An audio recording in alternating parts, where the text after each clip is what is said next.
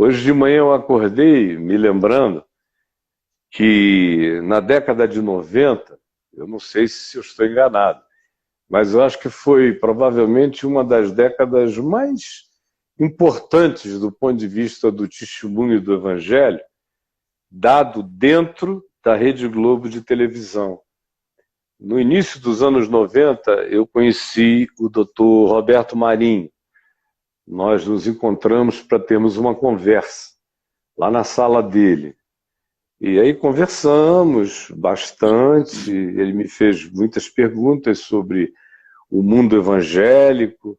Eu notei que o desconhecimento era enorme a respeito de tudo e que o que marcava a impressão mental dele sobre os evangélicos eram os grandes estereótipos, as figuras estereotipadas. Por exemplo, a primeira pergunta que ele me fez foi sobre o Macedo e me perguntou quais eram as cifras do Macedo.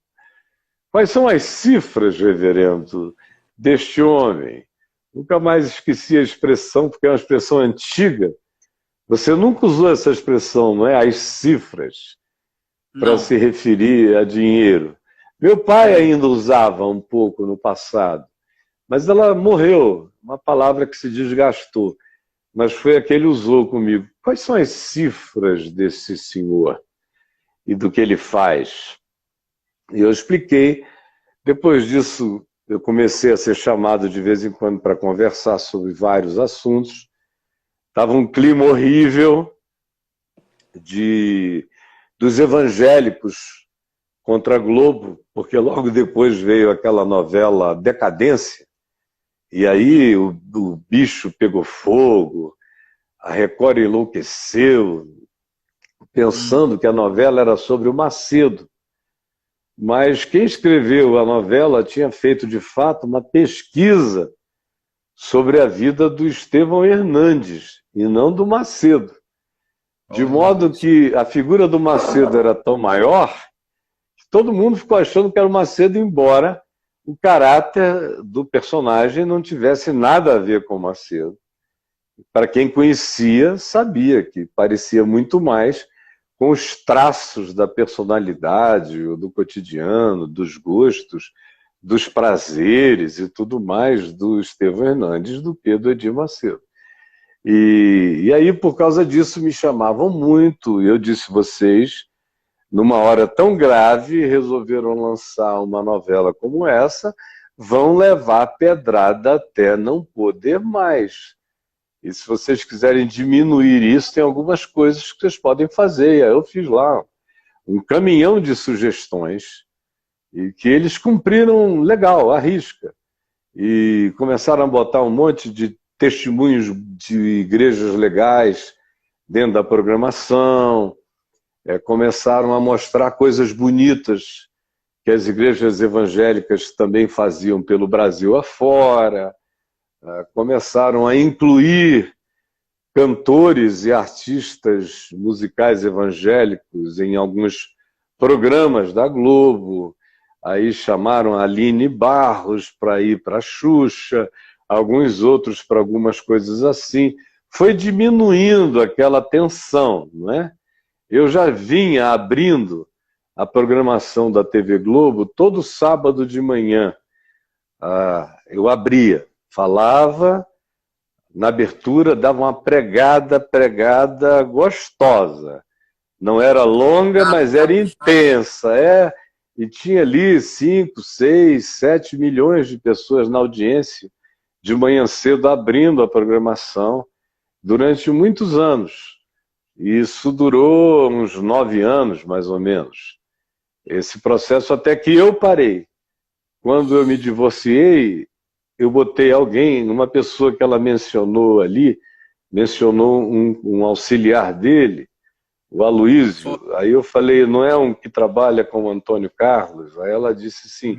O Antônio, pelo menos ele se dizia durante 18 anos, meu filho na fé. E eu fiz tudo que um pai faz para ajudar um filho crescer, ser visto, aparecer. Eu estimulei, abri espaço, enviei para pregar, botei nos meus horários de televisão e na Globo, quando eu não podia ir, estava viajando, não ia voltar a tempo de gravar, eu sempre o enviava no meu lugar. Depois, no ano de 98, mais ou menos de julho, agosto para frente, eu tive que ficar nos Estados Unidos e eu pedi para ele ir até eu voltar, e ele ficou indo. Depois eu voltei e o pessoal me chamou: quando é que o senhor vai recomeçar, reverendo? Mas eu não estava mais querendo aparecer tanto, eu não estava querendo nada. Aí eu falei: me deem mais um tempo. No início de 99, eles me ligaram de novo: escuta, vamos recomeçar as gravações? E aí eu disse: olha, não estou mais querendo continuar, mas vocês podem continuar com quem vocês queiram, eu pessoalmente não vou mais querer. Então eles tomaram a decisão de suspender de geral a programação e de fato acabou aquela programação de sábado de manhã. Embora eu tenha conversado ainda com pessoas importantes, como o próprio João Roberto Marinho, Evandro Carlos de Andrade, naquele tempo que era diretor de jornalismo, o Schrader, que hoje é um dos grandes chefes. Fomos eu e ele que escrevemos aquele texto que abria todo sábado a programação da TV. Enfim, e eles abriram muita porta. Dos anos 90 em diante, eles abriram tanta porta lá dentro da empresa que eles concederam. Eu falei que seria uma coisa muito razoável. Tinha tanto crente trabalhando lá, mas tanto crente, isso é que ninguém sabe. Ali dentro talvez tenha mais crente trabalhando do que na maioria das outras empresas do Brasil. É muito crente. Isso a Globo Muito. não mostra, né? Isso a Globo não mostra, a quantidade de crente que tem lá da entrada onde você foi. Crente, crente, crente, crente. Pai do Senhor, reverendo, e beijo e abraço, e faz uma oração e assina aqui. Para você atravessar aquilo ali, você vai atravessando os irmãos. E aí eu fiz uma sugestão do tipo, quem sabe, uma sala para aconselhamento. Mas não é que eles separaram uma sala de capelania lá dentro da Globo. Olha isso, cara. E nós tínhamos uma irmãzinha querida que trabalhava lá e que ficou encarregada de organizar os turnos de atendimento, de modo que se alguém estava angustiado ia lá para fazer uma oração. Pessoa de qualquer credo, de qualquer tipo, mas a direção era uma direção cristã, evangélica e aberta. Uma das condições que eu impus é: não pode haver restrição, tem que ser uma coisa absolutamente inclusiva para todos os que queiram, todos os que venham. E durante um bom tempo, aquela sala de capelania lá dentro da Globo orou e abençoou uma quantidade enorme de pessoas. E isso a Globo não mostra, e hoje em dia eu acho que essa nova geração já até esqueceu, mas essa sala durou muitos anos, Será que atendendo rola mais, muita cara? gente. Acabou? Oi? Será que acabou a parada? Uhum. Olha, mais ou menos na época que eu saí de tudo, fim de 98, início de 99, até o fim do ano 2000, até o início do ano 2000, com os telefonemas e conversa, eu ainda mantinha muita coisa. Mas depois que eu me ausentei de vez de tudo que se relacionava a esse tipo de ministério e de ação pública, eles me ligaram e disseram que não estavam encontrando mais a segurança necessária para continuarem, então que achavam melhor parar tudo. E pararam. Até porque a nossa amiga querida que ficava lá, quase como uma capelã de dia e de noite, mudou para os Estados Unidos. Outras coisas se alteraram na vida daqueles que no início eram aqueles com os quais eu contava lá e em relação aos quais eu me reportava às instâncias superiores para manter tudo funcionando direitinho lá. Então tem muito mais gente do que você imagina. Se você andar por lá, tem muito mito. Muito mito. a respeito da TV Globo. Se você entra, você encontra um ambiente de infinitamente mais camaradagem lá dentro do que você consegue encontrar na maioria dos outros ambientes televisivos, especialmente no ambiente de entretenimento. Você vê aqui a maioria das pessoas que eu trouxe até aqui nessas nossas lives foram artistas ou comediantes, só para provar que o pessoal não anda com o coração tão fechado quanto a religião imagina. Então, definitivamente não é assim. Não é? Então, quando você não anda com preconceito, você encontra gente cheia do amor de Deus em todos os lugares. Basta você não chegar carregando o seu caminhão de pedras preferenciais para atingir a têmpora dos diferentes. Isso, e se você não vier assim, dos diferentes. Mas e aí, brother? Caio, fala em caminhão de pedras, pegando carona nessa história da Globo aí, que você contou. Você acha o que você acha desse movimento? Porque o pessoal tá dando porrada na Globo, né? Principalmente o pessoal evangélico, o pessoal aí né, da polarização. E parte dessa conversa da polarização, desse discurso da polarização é anti-Globo. Agora, você lembra da história? O que você acha? Lembra da história? Essa história só ficou assim porque não deu certo o jeito como o Silas tentou fazer. Porque a Globo era um lugar hermético, fechado. Até 1980, ninguém entrava na Globo a não ser os que a Globo chamasse. E ela só chamava católicos, os arcebispos, eventualmente o rabino Henry Sable. Fora isso, ninguém ia lá. Aí eu vim de Manaus em 1980 para 81. Falei, bom, esse aqui é o castelo mais inexpugnável do Brasil, é esse aqui. Ali ainda era tudo no Jardim Botânico. Aí eu fui lá. Cheguei com a maior cara de pau, pedi para falar com quem mandava, óbvio que era o Dr. Roberto, mas não era tão fácil o acesso a ele.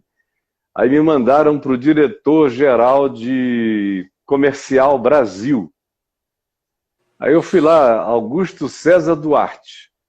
Sim. Aí começamos a conversar, ele perguntou o que eu queria, eu era um rapaz de 26 anos. E eu falei, eu quero entrar aqui e pregar o evangelho. Aí ele riu pra caramba. Falou, nem que se você tivesse todo o dinheiro do mundo, você não entraria aqui. Porque você representa uma filosofia muito retrógrada. Eu falei, mas a filosofia religiosa que você diz que eu represento é incontestavelmente retrógrada. E eu sou o pior inimigo dela. Aqui nesse país, ninguém enfrenta tanto, apesar de eu ser novo, essa filosofia retrógrada tanto quanto eu. É por isso que eu quero entrar aqui. É para dizer a diferença entre o evangelho e essa filosofia retrógrada que não tem nada a ver com o evangelho.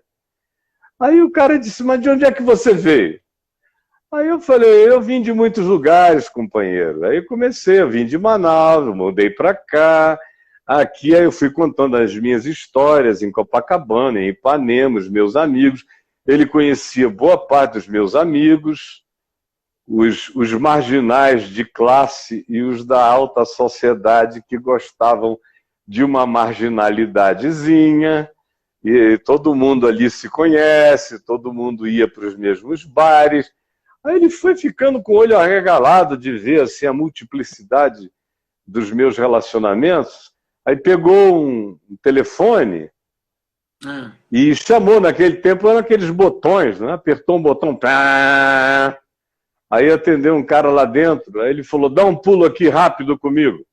Aí eu falei, bom, deve ser a senha para eu me retirar, não é? Já acabou a hora, a gente já está meia hora aqui, é tempo demais, o cara está sendo só discreto. Aí eu já fui me levantando.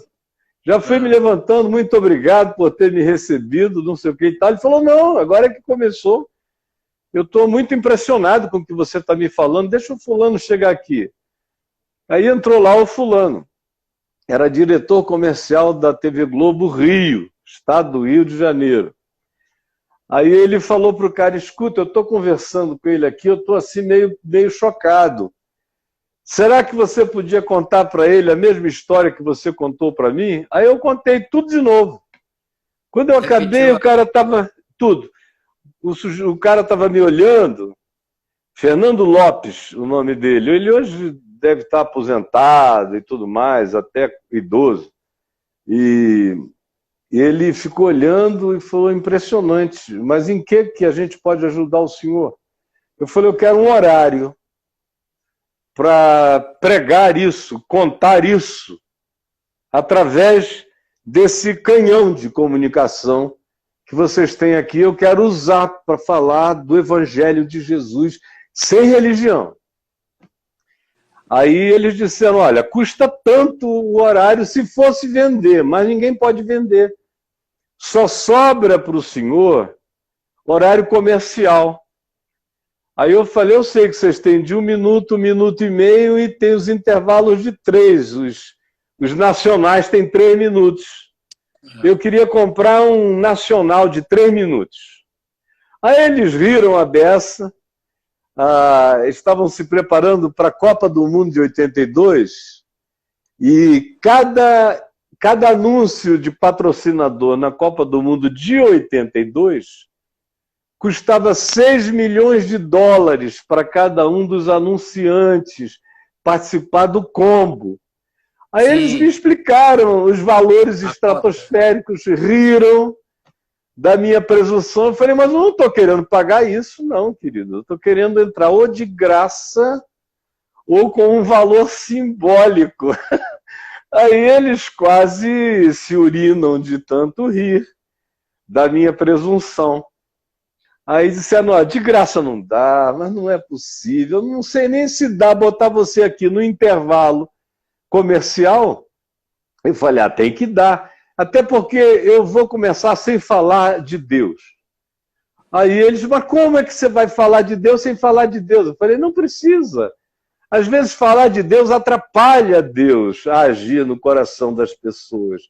Eu vou falar da vida e da angústia das pessoas. E vou dar um número telefônico, que eu já venho fazendo isso em Manaus desde 75. E milhares me ligam. E eu não falo de Deus, eu falo da vida. E as pessoas vêm saber do sentido da vida e encontram Deus. E aí eles ficaram pensando.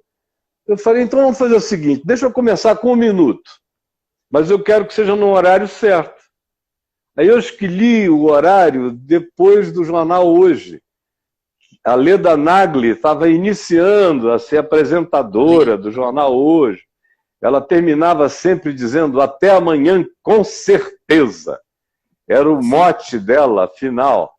Aí eu falei, eu quero entrar depois do com certeza, da Leda. Aí ela terminava até amanhã com certeza. Aí, plim, plim, entrava eu. Você pode ter certeza de alguma coisa? Você pode ter certeza sobre isso, sobre aquilo. Era um monte de perguntas sobre se você podia ter certeza do que, afinal, a gente podia ter certeza nessa vida. 1 minuto só. E o número ali, ó. Os telefones. Rapaz, explodiu. Aí a companhia telefônica do Rio me chamou, disse que eu estava criando um problema para o centro da cidade. Aí instalaram não sei quantos aparelhos e linhas receptivas para mim. Aí eram milhares e milhares. Eu acabava de falar, aquilo espocava aí até 1, 2 da manhã com gente ligando, chorando, angustiados, conselheiros treinando, recebendo. Aí era tanta gente que eu resolvi mudar a estratégia. Eu falei, não, eu vou ter que dizer para as pessoas qual é a mensagem, senão vem gente demais, mais do que a gente consegue suportar. Aí eu sugeri a eles que eles me vendessem 3 minutos depois do programa Cosmos, do Carl Sagan. Ele tinha... Não, ele tinha um horário nobre, que era à noite. Era domingo já, assim, 11, meia-noite, por aí, quando inaugurou. E ele tinha a reprise no sábado seguinte, 11 horas da manhã, meio-dia. Era 1 hora de duração o programa. Aí eu falei, eu quero no do sábado de manhã. E aí eles disseram, não pode, não pode, não pode. Eu falei, claro que pode, vocês decidem que eu entro. Aí eles disseram, então tá legal, você vai entrar, o valor é tanto, você vai conseguir? Eu falei, vou. Desde que seja aquele precinho camarada, o preço para o Jô Soares, para o Chico Anísio, para o Tarcísio Meira, quando faz show e vem aqui anunciar a programação deles, eles pagam um preço simbólico. Eu pago o preço deles, se vocês me considerarem da casa. Eles diziam, mas você é muito, muito atrevido demais, rapaz. É uma coisa impressionante. Eu falei, é que eu não tenho absolutamente nada a perder, eu só tenho a ganhar aqui com vocês. Então, vocês fazem isso? Tá bom, mas então você vai ter que fazer com película de cinema. Aí, cara, era uma fortuna fazer com película de cinema. Eu já não gastava dinheiro, porque eu gravava dentro do estúdio do Jornal Nacional. Antes, o de 1 minuto, o Sérgio Chapelin e o Cid saíam, eu entrava no mesmo chroma key e gravava o programa anterior, de 1 minuto. Agora não, tinha que ser de 3 e em cinema. Eu falei, agora eu quebrei as pernas, não foi nem para pagar o programa, foi para pagar a produção. Aí eles disseram, ó, tem um garoto aqui na frente que tem um estúdio de cinema, é um rapaz gordo, forte, bem-humorado. Tenta convencer a ele, assim como você convenceu a gente. Atravessa a rua e que o teu Deus te abençoe. Aí eu fui lá. Expliquei para o rapaz, o cara ficou me olhando, falou, escuta, tu quer gravar aqui em casa, atrás, no quintal, a gente dá um jeito, a gente faz isso e aquilo. Eu falei, não, eu quero gravar no Pão de Açúcar, no Corcovado, no alto da Pedra da Gávea, ainda tinha que deslocar o equipamento todo, botar dolly para lá, para cá, crane, tudo. Eu falei, eu quero fazer bem feito. Aí o rapaz, isso é impossível, mas, cara, eu estou sentindo um negócio no meu coração. Aquela história, né? Tu é diferente, eu vou contigo, eu vou entrar nessa, eu vou fazer. Mas tem que me dar pelo menos uma merreca. Eu consegui a merreca para ele. Entramos no ar, primeiro dia, depois do Cosmos. De manhã. 3 minutos. Eu tinha esquecido que o programa ia ao ar e fui para a praia com o Ciro e o Davi, e que o Lucas era bebezinho. Eu fui com os dois à praia, pegamos uma prainha, voltamos para casa, e eu entrei em casa, tomei um banho, e aí eles disseram, vamos tomar um sorvete, papai? E embaixo do nosso prédio tinha uma sorveteria chamada Sem Nome. Aí nós fomos lá. Quando eu entrei na sorveteria, um monte de gente parou assim me olhando, dizendo, você trabalha no programa Cosmos?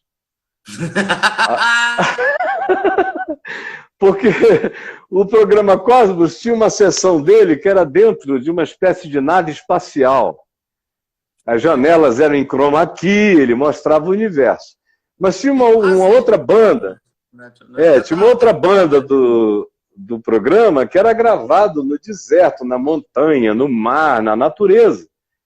E nesse dia terminou na natureza e eu entrei na natureza em película, parecia quase uma continuidade, fazendo perguntas.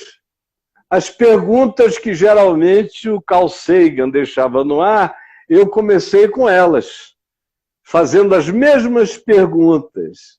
Fui fazendo e aí no último minuto eu fui respondendo que o significado daquilo tudo tinha uma convergência que as pessoas não conseguiam nem entender porque a religião nublava a percepção. Mas quem quisesse entender Deus para si mesmo podia ligar para aquele número que eu estava dando. Aí milhares ligavam. Bom, eu estou contando essa história para dizer que foi assim que esse processo começou, foi crescendo, foi tomando forma, foi penetrando em várias camadas daquela empresa até chegar aos donos, em todos os níveis. E aí chegou a um momento em que, literalmente, eles me consultavam com muita regularidade a respeito de muita coisa, especialmente a respeito de tudo aquilo que tinha a ver com os evangélicos ou com religião. Porque eles viram que o meu espírito era o espírito da diminuição do conflito e do aumento da possibilidade do respeito mútuo, do diálogo, para que a gente não vivesse se ofendendo. Desnecessariamente, o evangelho não era assim, era o tipo da briga que não era minha, era um combate mau, e eu só estava ali para combater o bom combate. Durante os anos 80 foi assim, os anos 90 aprofundou, aí veio o Viva Rio, foi no Viva Rio que eu conheci o João Roberto Marinho e a família, ele mesmo foi me introduzindo nos ambientes de diálogo superior lá dentro da emissora, e eu passei a fazer parte de muita coisa lá. Era convidado para opinar, às vezes diariamente. Eu estava, durante anos, era convidado para opinar, ou escrevia no jornal. Aos domingos, houve períodos em que eu escrevia, tinha o editorial do jornal e tinha um outro editorial, que era o editorial fora do jornal. Normalmente eu escrevi muitos daqueles editoriais de primeira página de domingo, lá no Jornal Dia, no Jornal Extra, no Invade, Jornal do Brasil, mas no Globo era certo. E muita conversa, almoço, papo, abertura para a capelania, para ajudar pessoas, para isso, aquilo, aquilo outro. Isso foi assim até eu me divorciar e haver o dossiê Caimã. A minha surpresa é que o dossiê Caimã não atrapalhou nada lá. Eles continuaram perguntando se eu queria continuar fazendo o programa depois da história do dossiê Caimã. Eu é que não queria, eu é que tinha entrado num estado de fastio. E aí falei, se quiserem continuar com o meu filho, que eu trouxe para cá, que naquela altura era o Antônio Carlos, e que já está comigo há muitos anos. Se vocês quiserem, podem ir. Depois de um tempo, eles me disseram que tinham decidido não continuar, não, e pararam e tal. Aí o que aconteceu? Comigo fora da parada, houve uma tentativa de entrada. E a tentativa quem fez foi o Silas Malafaia, que tinha passado os 15 anos anteriores descendo o cacete na Globo, com inveja, com raiva, porque ele não tinha vez lá, porque ele era rosnante, grosseiro, estúpido, gritalhão, histriônico e sempre agressivo. Conclusão, quando eu saí, ele falou, bom, agora é a hora. Ele achava que era eu que o atrapalhava. Eu nunca atrapalhei ninguém. Ninguém. As pessoas é que se atrapalham. Então, ele resolveu entrar e não conseguiu durante a década de 90 toda, até que chegamos no ano 2000. Aí, no ano 2000, eles fizeram a seguinte estratégia de marketing. Eles foram vender a música gospel para a Rede Globo de televisão, mostrando que os cantores gospel tinham um público maior do que os cantores seculares, mostrando que os números, as cifras gospel eram muitas vezes superiores às cifras seculares e que seria um bom negócio para a Globo organizar shows gospel. E o Silas foi quem foi vender essa ideia lá dentro. Era uma ideia para faturar e para reunir muita gente e, como consequência, diminuir a hostilidade dos evangélicos com relação à Rede Globo de televisão. E eles chegaram a fazer ainda uns eventos, eu não sei se você lembra, No Sim. início dos anos 2000, houve uns 4, 5, não me lembro quantos, 6 eventos com anúncios, com toda a produção global, para todos os gospel brasileiros irem lá cantar. Acontece que começou a haver muita briga, muito choque, um puxando o tapete do outro, se comendo, se mordendo nos bastidores, foi ficando aquela coisa que a gente sabe como é nesse meio. Foi ficando horroroso, foi ficando tão horrível que até a Globo não quis mais. Eu tinha amigos lá de dentro que me diziam, não dá com essa moçada, não tem condição. Eles não conseguem se unir nem por uma coisa que seja boa, de maneira comum para eles todos. É uma guerra de disputas, de domínio de poder. Nós não estamos mais interessados. E aí fecharam a porta para esse tipo de evento. Dali para cá, meu amigo, aí o Silas voltou de cabeça para fazer o papel do grande antagonista e foi mobilizando todo mundo que ele pode nesse antagonismo. Quando se casou com a campanha do Jair Bolsonaro, que já vinha desde a vida inteira com essa impressão de que ele não tinha espaço na Globo, porque a Globo não gostava dele, nunca ocorreu a ele que ele não tinha espaço lá, porque ele falava coisas completamente loucas, não é? Eu ouvi o Jair dizer na década de 80, início dos anos 90, que se ele pudesse, ele botava o Fernando Henrique Cardoso num paredão e metralhava, que ele mandaria fechar o Congresso Nacional se ele fosse presidente da República. E no Brasil tinha que matar pelo menos uns 30 mil indivíduos para purificar o país do restolho comunista que sobrava na mídia, tinha que ser metralhado, eliminados, afastados, literalmente mortos. Então, essas coisas que ele repetiu milhões de vezes que faziam com que ninguém quisesse dar muito espaço para ele, com medo de que isso tomasse proporções inconcebíveis. Então, quando chega esse momento de 5 anos para cá, que essas forças convergentes, semelhantes da religião e semelhantes e equivalentes na política se juntaram, fez um feixe único que explica esse fenômeno de reação total de uma camada expressiva da sociedade contra a Rede Globo de televisão. Eu não estou aqui dizendo que a Rede Globo é nenhuma maravilha do mundo, eu só estou contando uma história, da qual fiz parte. E um fenômeno que eu conheço muito bem, sei de onde vem, sei como cresceu, sei como se ampliou, e sei também que a Globo muitas vezes não teve a menor sabedoria para lidar com a situação. Ela podia ter desmontado isso com algumas outras ações de natureza sábia, sensata, inteligente, inclusiva e plural. E se tivessem continuado aquela toada dos anos 90, possivelmente nós não estivéssemos na situação de ver esse antagonismo tão grande que tem repórter da Globo que não pode fazer entradas ao vivo em determinadas áreas da cidade porque são atacados. Agora, isso não é de hoje. Por exemplo, em 94, 95, 96, a Globo já não tinha permissão para entrar nem chegar perto de favela nenhuma no Brasil.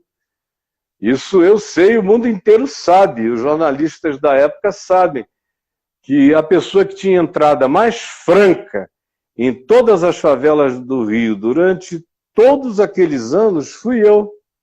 Eu entrava onde eu queria, a hora que eu queria, eu só mandava dizer que ia subir, subia, podia ser 10 da manhã ou 10 da noite, e multidões vinham comigo, aí os repórteres da Globo ficavam lá embaixo, no pé do morro, não, é perigoso para nós, e vocês são muito medrosos, venham comigo.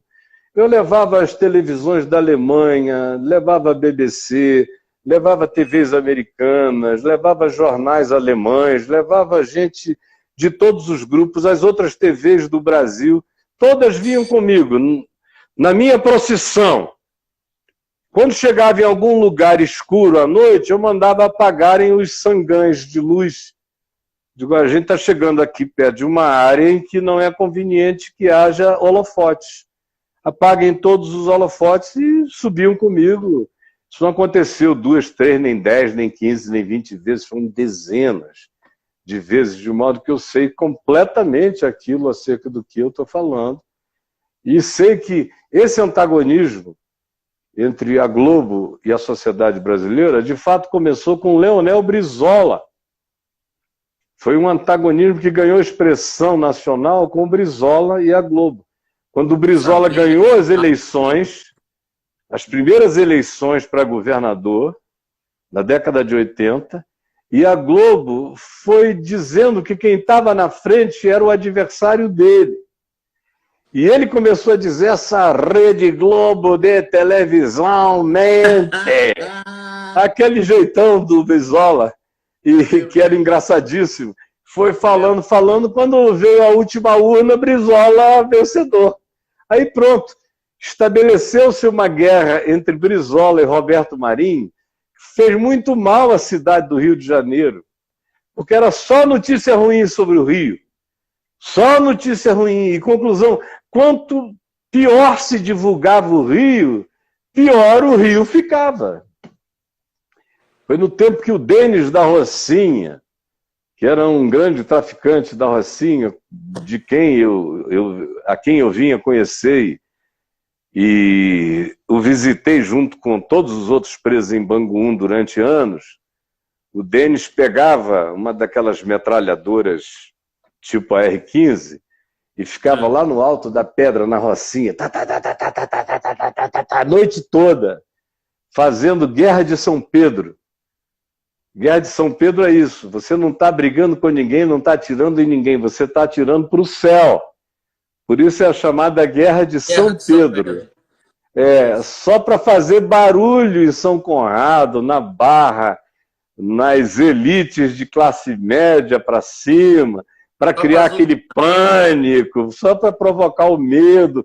Aí no dia seguinte o Jornal Nacional abria dizendo guerra no Rio e tal. Então pegava mal para o Brizola ficava com raiva e descia o pau na Globo. Ficaram retroalimentando aquele processo autofágico, e quem pagava o preço da história era a população, tudo desnecessário, tudo burro. Essa é que é a verdade. E essa minha opinião está dada em diversos jornais, revistas da época, em entrevistas que estão guardadas até o dia de hoje e que eram ouvidas. Eu me lembro de uma ocasião, de uma página vermelha de entrevista que eu dei para Isto É sobre esse tema, do João Roberto entrar numa reunião do Viva Rio com a Isto É na mão, dizendo: olha, essa aqui é uma das entrevistas mais lúcidas sobre o que está acontecendo aqui no Rio, e todo mundo aqui devia ler, e nós lá da Globo, nós vamos ter que fazer o nosso dever de casa. O problema é que a política é dinâmica e às vezes, os que estão na liderança entregam completamente o controle da redação aos editores-chefes de redação. E, às vezes, o editor-chefe tem uma opinião muito forte e que entra em choque, às vezes até com a própria liderança, de modo que é uma relação tensa entre os que são os donos e os que chefiam a redação e o ambiente político. E você que conhece bem jornalista, você sabe que cada cabeça é uma sentença. Cada um chega ali com uma opinião querendo dar, né? E aí, quando tem um ambiente político hostil, uma coisa vai alimentando a outra. Isso fica uma guerra idiota sem fim. Quem paga o preço no fim é a população, que nem sabe que guerra é aquela, nem por que estão dentro dela. E vão ficando cheios de suspeição, achando que existe uma intenção perversa em cada linha, em cada coisa, em cada frase, e em cada ocasião. O que tem muito também é jornalista babaca e tem alguns editores babacas. Eu não vou mencionar nomes, mas tem alguns que eu digo, meu Deus, esse cara está aí há 30 anos e não deixou de ser babaca. Tem muita gente politicamente correta, especialmente esses que estão no topo de linha, e que são quase todo politicamente correto, é muito babaca, quando tem aquela devoção à filosofia do politicamente correto. E aí vai ficando, do outro lado, os evangélicos são absolutamente politicamente incorretos, são o outro extremo da história. Aí você fica lidando com os polos extremados disso tudo, e enquanto isso as pessoas vão sentindo a obrigação de fazer escolhas.